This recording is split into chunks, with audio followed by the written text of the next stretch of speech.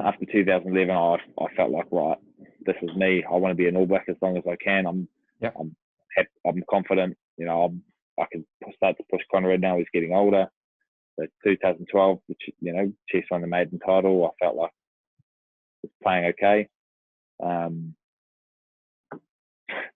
Yeah, then the injuries hit again. Yeah. So.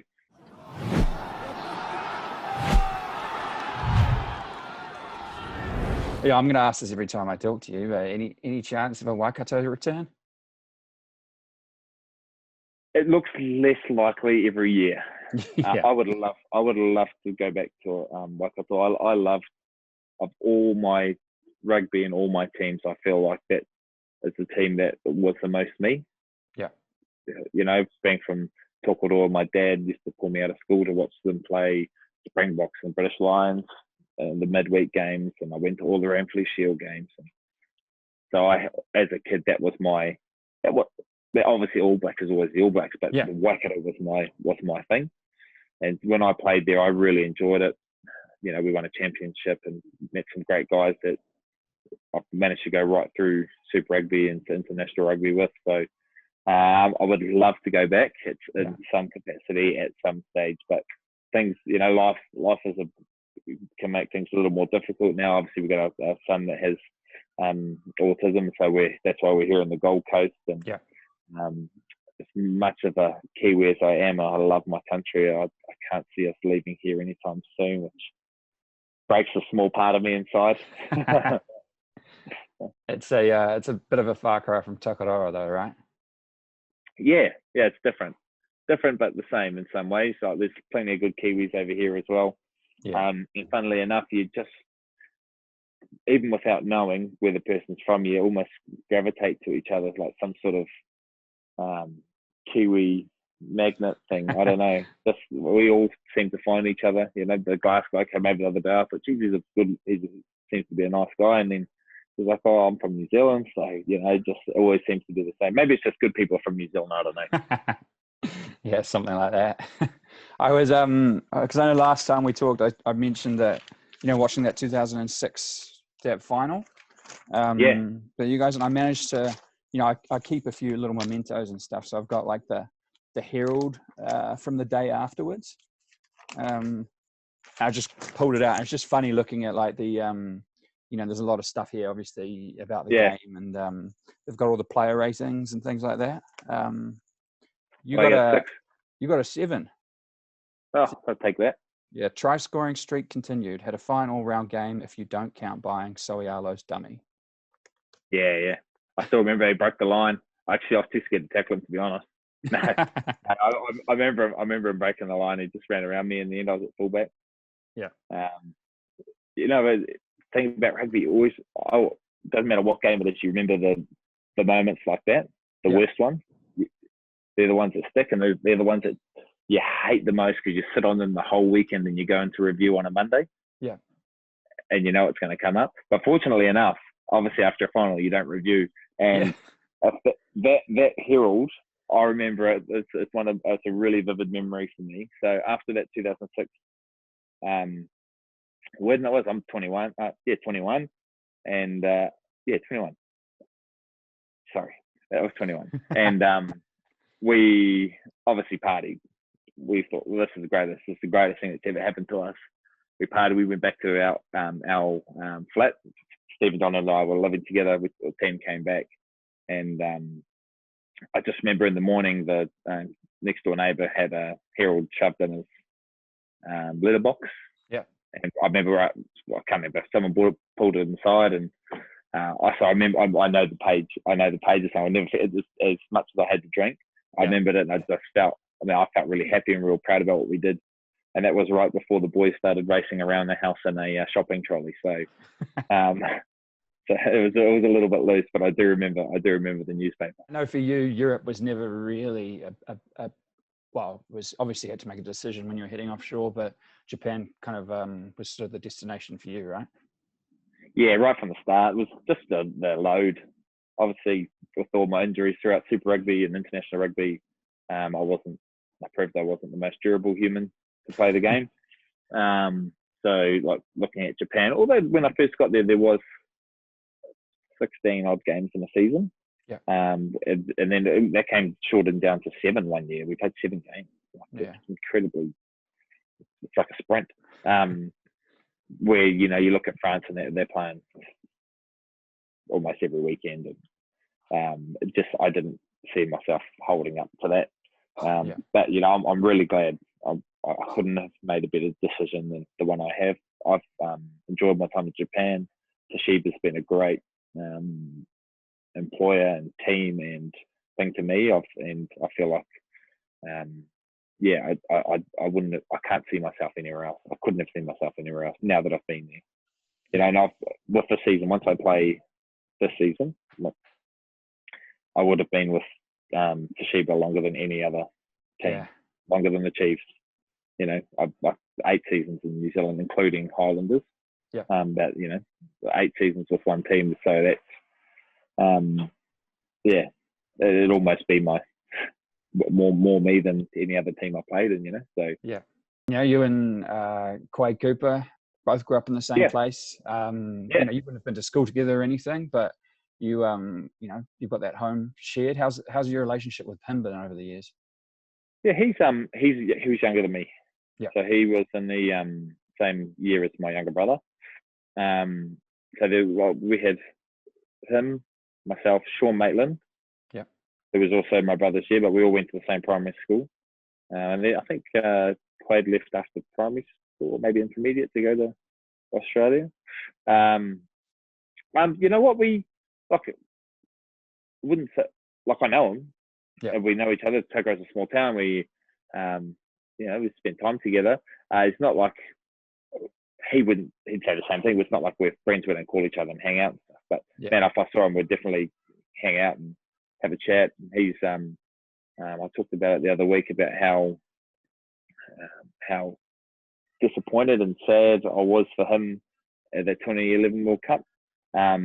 Obviously, I know a few months ago he came out and said, "Look, I need Richie McCaw in the head on purpose." We all knew that. You know what you're doing when you're doing it. We all do little cheap things sometimes. It's all good. But that 2011 World Cup, I felt really quite disappointed at us as New Zealanders, as how we just booed every time he did anything, and I felt bad for him. Not just as a friend or as another boy from Tokoroa, but just as a sportsman. I know we were angry and disappointed. You can't touch Rico. Yeah. And I think we all learned that. But I was a little bit disappointed for him and for the way we sort of went about it. That 2011 World Cup for you, of course, on home soil. You were finally fit after having a few years where you didn't quite go in the field for too long. That must have been incredible. Oh my God. Yeah, it was great. It was great, and I sat down and for me, Conrad's must have been the greatest centre in New Zealand of all time. His durability, his performance levels, everything, right? But I was obviously coming through at the same time, and I wanted to be the All Black centre, right? So 2008, had a good year, and I felt like we were in a position where we're, at least performance-wise, we're neck and neck. Yeah. And it was sort of the message All Black coaches gave me. 2009, I had a good Super Rugby, injured in the final, missed the All Blacks. So 2010 was sort of similar, got away on me.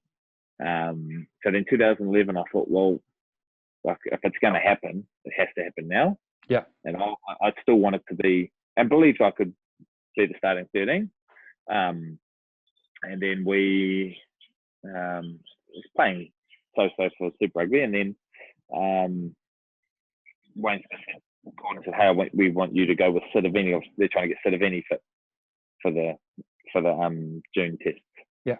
So I want you to go with Sidovini over to the Mount and do sevens training with Titch and the sevens team. So all right, we'll go.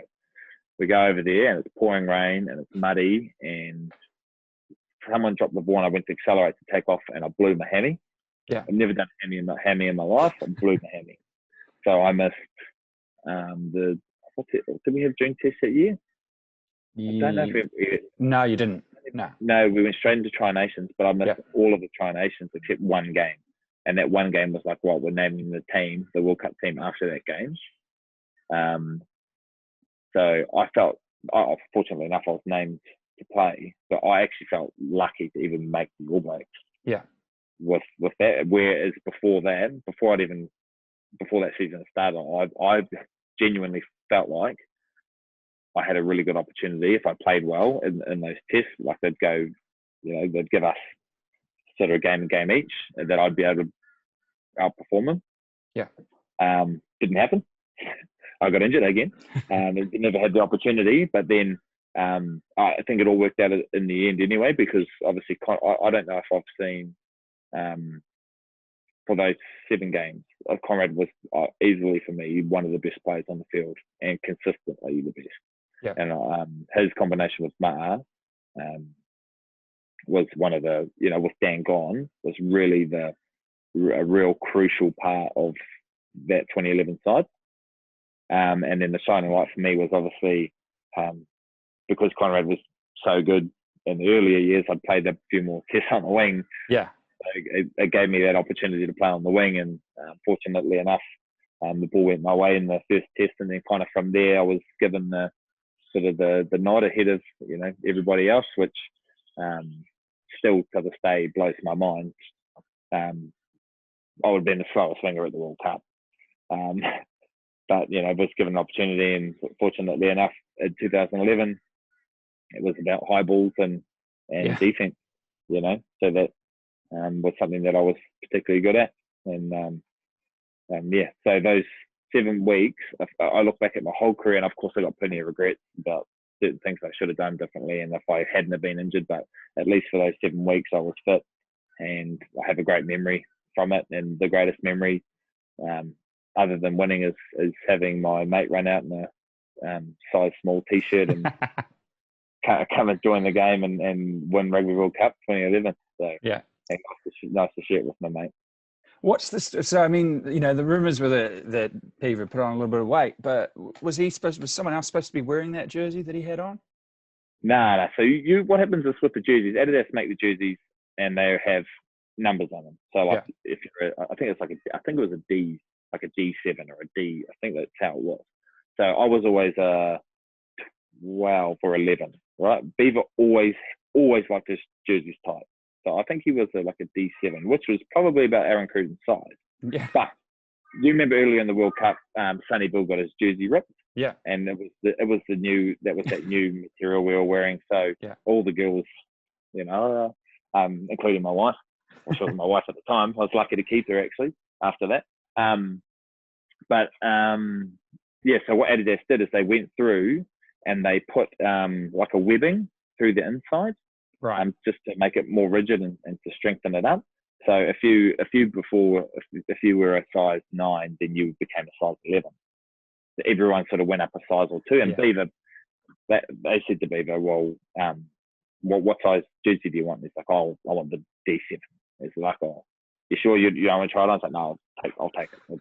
I know my size, I don't know, maybe just couldn't believe he was there. I don't know, but it didn't even bother trying it on. Just said, look, I'm a D7. So puts it on, and then obviously, I still remember him putting it on, and he says, oh, I'm lying, but I'm not. I'm in the changing room reading my game book. So in my game book, I just write a few things I need to focus on, and then maybe a little mindset. I'm just reading through it, and then I get this sort of tap on the shoulder, and here's Beaver. He's got his arms above his head with his jersey, like, sort of locking his arms and head together. And when you sort of when you can't get your kids out of his head out of his shirt and it's sort of stuck in there. So that's what he was like, and he sort of tapped me on the shoulder, asking to give him a hand. I'll never forget it. It was just before like the biggest sporting moment in my whole career, other than my first game for the All Blacks. And here's old idiot trying to slide into a kid's shirt, and needs help. We almost had to lube him up to get it on. Jeez. Yeah, well, I mean, thankfully it didn't seem to, hinder his performance too much in that game. Yeah. Well, look, to be fair, anyone could have kicked that goal, You could have given it to me, I would have kicked it, then I would have had a movie, Yeah. Wouldn't have been sure. as fun as either. So, but no, it was great. It was for me. It was great in the way that he'd had such a terrible run since that game in Hong Kong, and that was sort of the thing that sort of defined him in everybody else's eyes. And I felt like he took a lot of crap from obviously punters and media, and I think the coaches sort of hung him out a bit as well at the time. Yeah. And like I remember him coming back from that tour, he was just sort of a shell of a man, not the sort of bloke I knew that left, and I was really gutted for him. Yeah. And so, and that kind of hung around until like 2011, and he went from being, that Beaver to the hero Beaver, and I couldn't have been happier. Yeah. I could not have asked for anybody else to have been that person. I would much have rather him score that than me score a winning try. That's how it was just awesome for me to see him. I don't know, sort of give everyone the bird and yeah, and then not actually, but yeah, for sure. Looking at that sort of like you said, you sort of have 1 year on, 1 year off, 1 year injured, 1 year on form. I think you only got to travel to Europe maybe once in your career, did you? Yeah. Just my very first season, one India tour. Yeah. So you had a lot of games against South Africa and well, not a lot, but you had your fair share against South Africa and Australia. Yeah. So 17 tests for me, and I was selected to play in every year that I was there. So I missed 50 something tests. Not saying I would have played all of them, but it just And when I said before earlier, I talked about regrets, and I always look back and think, man, like what after 2011, I felt like, right, this is me. I want to be an All Black as long as I can. I'm confident. I can start to push Conrad now. He's getting older. So 2012, Chiefs won the maiden title. I felt like I was playing okay. Then the injuries hit again. Yeah. So it was really it's really disappointing to have a career like that where I never felt, some of it my own fault and some of it injury, that I never fulfilled my potential. But playing South Africa in Cape Town and being the first All Black team to hold them to 0 at home, that's something I'll always remember. Yeah. There's lots of tests that 17 of them that I will remember almost everything that I was a part of in that game. So I do have great memories, and I would do anything to play even one more game, but 17's my number. Yeah. And I mean, not to diminish any test match, but the fact that you did, you had those sort of, to achieve those things, then you got to do the World Cup. I mean, that's 17 pretty good experiences, right? Yeah, I'll take it. I'll take all of them. Yeah. It's just, that World Cup will always be obviously the jewel in the crown, I suppose, of my rugby career. Just being a part of that, what it meant in New Zealand, 24 years since the last win, the pressure, winning at home, that'll be something that I hold dearly. But then I think about the Chiefs and those 2 years, 12 and 13. Again, I didn't play much in those 2 years, but the maiden title, and then to back it up, I think